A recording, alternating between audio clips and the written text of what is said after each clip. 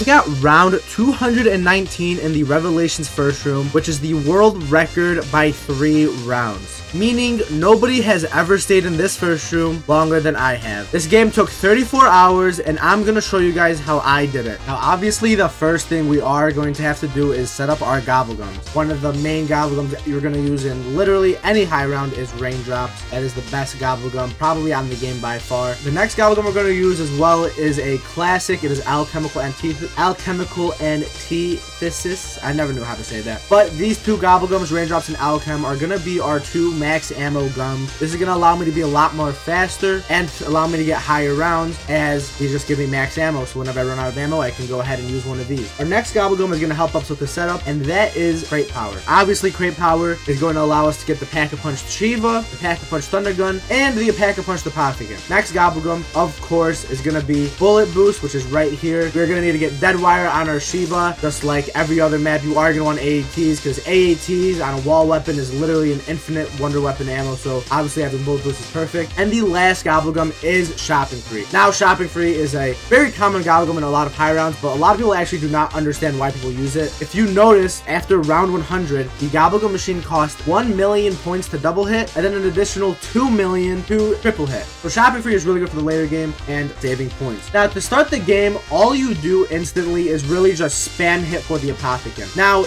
ideally, if you can, you'd want to get a crate power and hit the box, so just in case you get a Shiva or just in case you get like a thunder gun, the best thing possible is of course to get that Apothecary servant as soon as you possibly can, just so you can get those rocks out of the way in the sky as soon as you can. You guys see right here I have a fire sale along with a crate power. This is the best setup. Of course we need to get something good here, and we got our thunder gun. So we have our thunder gun pack-a-punch. Now all we need is the Apothecary and Shiva pack-a-punch. We actually have to get the Apothecary twice, and there you go, we got the Apothecary right there. So now what I have to do is just shoot those rocks out of the sky. As you see right here, this is the first rock we shoot. Easy peasy. That's actually gonna be the easiest one by far that we shoot. Over here is the second one. This one is really hard to see. You actually see I have to like go right into my monitor to see it, but right there you see, you shoot that easy. And the other one over here is also very hard to see, but we pull it off. Most of these shots you're gonna have to shoot multiple times. These two are pretty easy to see. You see two little dots, those are the two rocks. You'll still miss. It's definitely not gonna be easy on the first try, but they're much easier to see than the other ones. The strategy really is just align your white square box with that rock and then just aim in. So you see you still have to shoot this one again, shoot that again, do another shot just for safety measures. So now that we've shot every single rock out of the sky, we can go ahead and buy ourselves the RK5. We're not going to buy the Shiva because we need to get the Shiva out of the box pack-a-punch. So now what we need to do is align our raindrops with crate powers, which is really annoying. So you see I get a raindrops. Now what I need to do is pop this raindrops and then hit the gobblegum machine again in hopes that I get a crate power. That's basically what I do for the rest of the game. It is a very annoying cycle, but unfortunately this is the only way you can really get set up. So we're on round 17, still hitting for the Shiva and the Apothecary. Here, there we do get the Shiva, which is perfect. Now we can actually start using our bullet boost and start getting dead wire, because that by itself is its own process. Sometimes the game just decides to never give you dead wire at all. It's better to start that process of going for dead wire as soon as we can. Also, if you didn't know, the thunder gun destroys the Panzers and the Margwas. They're literally a joke. I don't even know how you would kill the Panzers or the Margwas without a thunder gun, like honestly. See here, we're on round 18 now. We get our crate power along with our fire sale, and we are hoping for the Apothecary. And as you see right there, we do get the Apothecary, and like I said, that Apothecary comes out pack-a-punch after we shoot those 5 rocks. Now as you see, we are fully set up. We have our Ragnaroks, Arnie, Shiva, dead wire. We got full raindrops on us right now, and as you guys see, I did skip a little bit. We are on round 69. This strategy is a little bit complicated, but it is very easy once you understand what you are doing. Basically, you are going to do the fastest thing you possibly can at that point in the game, and then once that doesn't work anymore, you go to something slightly slower. Then once that doesn't work, you go something slightly slower. Then you just keep doing that over and over and over again until you get to the slowest thing possible that's going to save you the most ammo. Now you see I'm on round 69. I can use a lot more ammo considering I have a raindrops or an alchem every single round, so I'm allowed to use a lot more ammo to be a lot more faster. So for the first part of our strategy, it is the 3-shot. So there's 3 places we shoot our Apothecary. This is obviously the first spot you see I'm aiming in. As soon as I see a zombie spawn in, I shoot a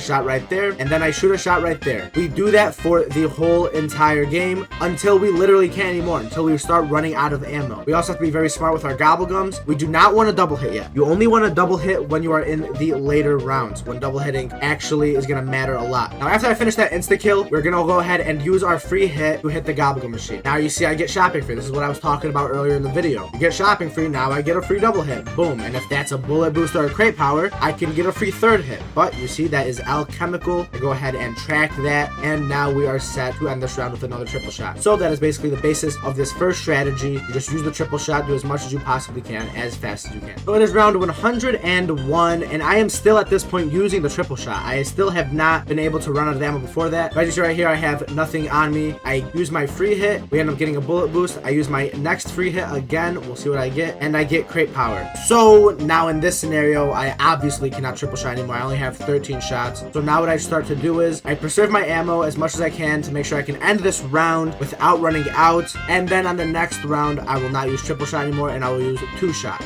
So here's what I do for the two shot. I just shoot a shot right there and then shoot a shot right there. So you basically are just doing the same thing as the three shot, except you just don't shoot back at quick revive. This is of course going to be the second fastest thing you can possibly do. Now obviously three shot is going to be faster, but of course you cannot do three shot forever because of ammo. So this is going to be the next best thing. Once we run out of ammo doing two shot, we will go down to one shot. So this is actually what I do when I do not have any gobblegums. So right now you see I don't have an alchem, I don't have a raindrop. So this is the strategy I use just to make sure I do not run out of ammo. I go ahead and shoot a single shot, and while I shoot this single shot, I'm gonna go look for a Fury or an Apothecon to shoot with my Shiva. Now, if you didn't know, if you shoot these guys with like a regular bullet weapon, your Ragnarok starts filling up. Even if you just get hit markers, they start filling up. So the more you shoot them, the faster you get Ragnaroks. Go ahead, use my Ragnaroks. Once I slam all the zombies I possibly can, I just rinse and repeat, shoot another Apothecon shot. And I basically already showed you guys what the single shot was, but basically it's literally what I just said, except minus the Ragnaroks. So you're just gonna shoot in this place, and that's literally it. So I'm just gonna keep shooting here, and then once I run out of ammo, just pop my alchem, and if I don't have an alchem on me, I'll start using Ragnarok. So that's really it. Just like once I know I don't have any ammo to fall back on, I just start using Ragnaroks just to make sure I don't run out of ammo. So here's how I do alchems. I actually just shoot in 4 different places. So I shoot right there, and then I shoot in this little secret spot that a lot of people do not know about. So it's actually really cool. I only found out about it doing this strategy. Alchems speed up your game a lot just because of this 1 minute like grace period you have. Now later on, when the one shot was not working anymore, I started using Ragnaroks, but instead of shooting with my Shiva, I would just go ahead and shoot a T-gun shot and then go ahead and put my Ragnaroks out. So that's like the thing I can do to be a little bit faster. Instead of using my Shiva, which will lose me a couple seconds, I go ahead and just use my T-gun to get it quickly. So at this point, when I ran out of Apothecon, I would just go ahead and start spamming my Thunder Gun like this. Do it until I don't have ammo or when my Ragnaroks come back. As you see right here, the Ragnaroks are probably not going to come back. So what I do here is go back over here, go ahead, throw my Arnies, and this is actually really nice and pretty satisfying. You're going to notice I'm going to throw 3 of my Arnies and then go ahead, pop this raindrops. Just literally just look at my points. My points are about to start flying. When I grab the double points, boom. You can't even see the points. That's how much. And I just keep shooting. Now, I get scared doing this is going to cause my game to crash, but I mean, it seemed fine at this point, so whatever. So now this is the slowest thing we can possibly do. Once I run out of Apothecon ammo, I do rag slams. Go ahead and put away my rags, and then pull out a Thunder Gun and shoot. The rag slam, pull out, put away. So we do this until our Thunder Gun runs out of ammo. Once it runs out of ammo, then we'll go ahead and pop the raindrop. Now, if there's a scenario where I actually have a free hit, so right now I have a full raindrops, 2 proc. If I right now have a 0 hit and I have a possible alchem or raindrop, I will try my hardest to get rid of whatever I have on me as soon as I can, just so I don't lose any time being slow and I can at least try getting an alchem. Now, of course, I know how long each round is. At this point, the rounds are about like 30 minutes, so I know if I can spam these raindrops if I can. Obviously, I knew I couldn't really spam it, so I didn't. Once we use all of our Apothecon and rag slams, and then we have to do Thunder Gun and rag slams, and after that, we have Shiva rag slams, and this is what you can do for literally ever and not have to worry about ammo. So these are the Shiva rag slams. Go ahead and shoot a Shiva. Now, you need to be careful when the Fury spawn. If you've watched any of my TikToks, you'll see how many times I've died. The Fury's just cutting me off.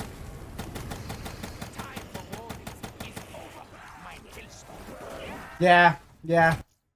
This is all you do. You gotta get your Ragnaroks back by killing them with Deadwire, rag slam with the Shiva, and then shoot. And then you just rinse and repeat over and over and over again. This is what you do for the rest of the game. Obviously, at this point on round 219, I actually did have the highest round ever done in this first room. So, I mean, I guess that was a W for me, but I really wanted to get to that 255 And obviously we weren't able to get there. So I went ahead and slowed it down a little bit so I could show you guys actually how I died. So you're gonna notice that I'm trying to get my dead wire to proc on these zombies in front of me and get my Ragnaroks. But you'll notice that the dead wire actually hits right here. Right here, you'll see my cursor pointing. Now, because the cursor hit there, the zombies that were behind me actually did not die. They survived. And when I rag slammed right there, as you saw, when I did this rag slam, those zombies actually didn't die. They just fell to the ground. I thought they already died because of the dead wire. I didn't realize that my dead wire didn't proc on them. And then once they all got up, I just ended up dying instantly. And obviously, guys, when you die in the first room, there's actually no going back. You have to, like, it's a GG. Like, when you die in the first room, how are you going to get set up again? It's literally impossible, you know? You're going to lose a third weapon. You're going to lose something. And one of those weapons, you have to have crate power again. So it's very unfortunate. But I mean, I guess I did get world records, so there's really no complaining. But I really wanted that 255. So if anybody does want to beat it, please beat it. I will love to go for it again. Other than that, guys, I hope you enjoyed the video. Make sure you like and subscribe, and I will catch you guys later.